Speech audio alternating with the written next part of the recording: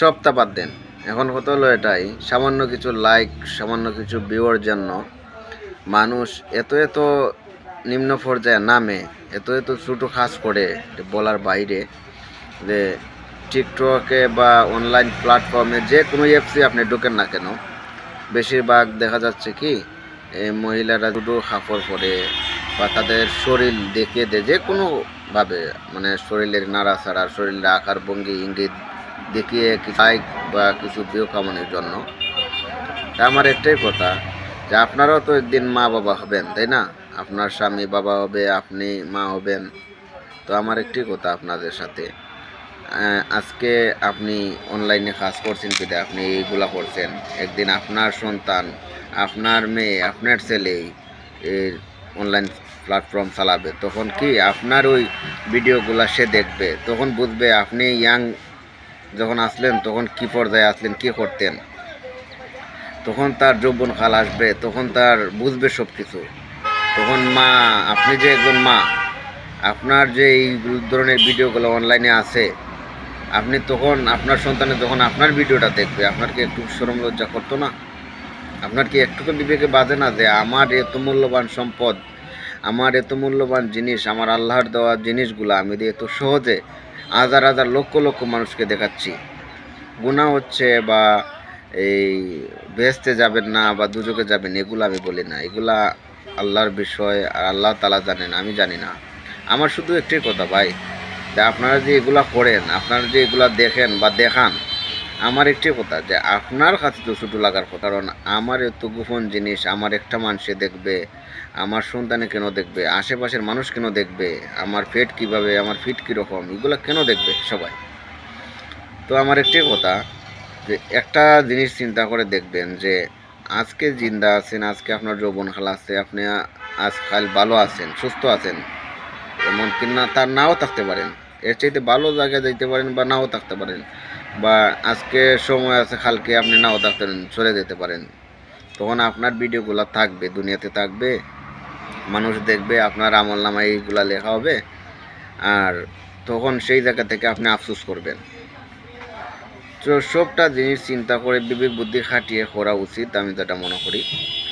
আপনারা যারা ওই মুসলমান মানুষ আছেন, আশা করি আপনারা টুকটাক হলেও বুঝেন। আপনারা অনেকেই দেখছি যে কোনো কথাবার্তায় হাদিস দোকান, কোন আমলে কী হয়েছে ওইগুলা দোকান হাদিস মোতাবেক দেখাইতে চান বা বলেন দেখান, যে কোন জায়গায় না আছে কোন জায়গায় হ্যাঁ আছে।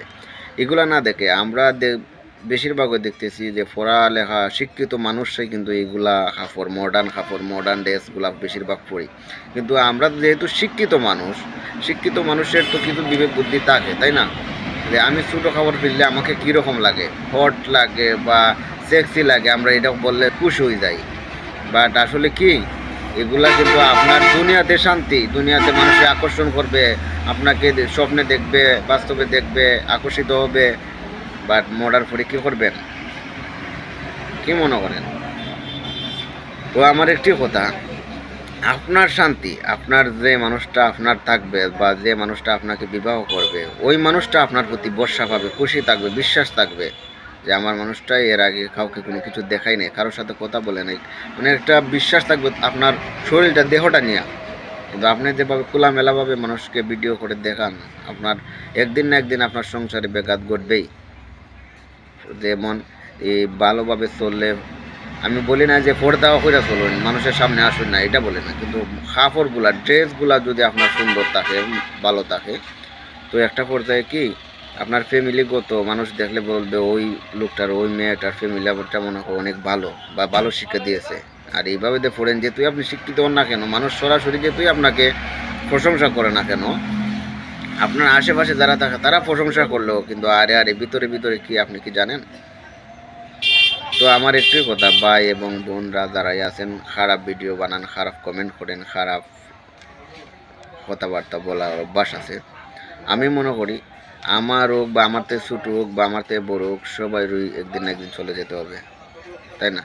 আমি ভিডিও বানাই না, আমি বলি না আমার ভিডিওতে লাইক দেন, কমেন্ট করেন, শেয়ার করেন, আপনার ব্যক্তিগত বিষয়, আমাকে লাইক করবেন, কমেন্ট করবেন, শেয়ার করবেন কি না। তো আমার একটাই কথা আপনাদের কাছে, আমারে ভাইরাল করার দেওয়ার কোনো প্রয়োজন নাই। আমি এমন ভাইরাল হতে চাই না যে ভাইরালে অহংকার বিরাজ করে মনে। তো আমার একটাই কথা, যারা যারা আমার এই ভিডিওগুলো দেখবেন আর আমার ভিডিওটা দেখবেন, যদি আপনার মনে হয় যে এই ভিডিওতে লাইক করা ভালো, লাইক করবেন, কমেন্ট করা ভালো হলে কমেন্ট করবেন, শেয়ার করা ভালো হয়তো শেয়ার করবেন। বাট আমি মনে করি কথাগুলো না শুনে না বুঝা কেউ কমেন্ট করবেন না। আর যদি ভালো না লাগে এড়িয়ে যাবেন। আর যদি আমার কোনো কথায় আপনাদের খুব খারাপ লাগে বা ভুল ত্রুটি হয়ে থাকে, আমার প্রতি মায়ার দৃষ্টিতে ক্ষমার দিকে তাকায় বিরাজ কইরা দেখবেন। সবগুলা কথা বিবেক বুদ্ধি খাটিয়ে দেখবেন কি বলছি। আমার একটি কথা আপনাদের কাছে, যাই করেন না কেন পরবর্তী সময়ের জন্য প্রস্তুত রাখবেন। যে আজকে আমি একটা খারাপ ভিডিও করে বাইরে হয়ে গেলাম, পরবর্তীতে ডিলিট করে দেব। আপনি ডিলিট করে দিলেন, দোষে তো ডাউনলোড করে রাখি দিল, তাই না? তো আমার একটি কথা, তো আপনারা যাই করেন না কেন আপনার মঙ্গল নয়, শুধু আপনার কাজের সাথে, আপনার কর্মের সাথে, আপনার মা বাবার শিক্ষা, মা বাবার গুণ, মা বাবার দায়িত্ব পালন করা হয়েছে কিনা মানুষ সেটা বিচার করে ফেলে অলরেডি। তো আমার একটাই কথা আপনাদের সাথে, যে যাই করেন চিন্তাধারা করে বিবেক বুদ্ধি খাটিয়ে বুঝে শুনে একটা কাজ করবেন, যেন আপনার জন্য আপনার মাকে, আপনার জন্য আপনার বাবাকে, আপনার জন্য আপনার ভাইকে আঙ্গুল তুলে কথা না কেউ বলে।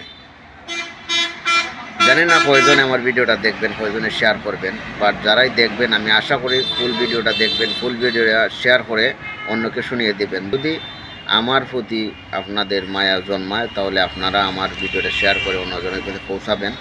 বাট চিন্তা করবেন না যে আমি বলি না, কোনো সময় কোনো দিন বলি না আমাকে লাইক করেন, কমেন্ট করেন, শেয়ার করেন। কারণ যে লাইক কমেন্ট শেয়ার এটা হলো মায়ার বিনিময়ে, ভালোবাসার বিনিময়ে হয়, বলে কোনো প্রকাশ করে কোনো কিছু পাওয়া যায় না। তো আজ এই পর্যন্তই। ভালো থাকবেন, সুস্থ থাকবেন, আল্লাহ হাফিজ। আশা করি নেক্সট টাইম দেখা হবো। ভাই ধন্যবাদ।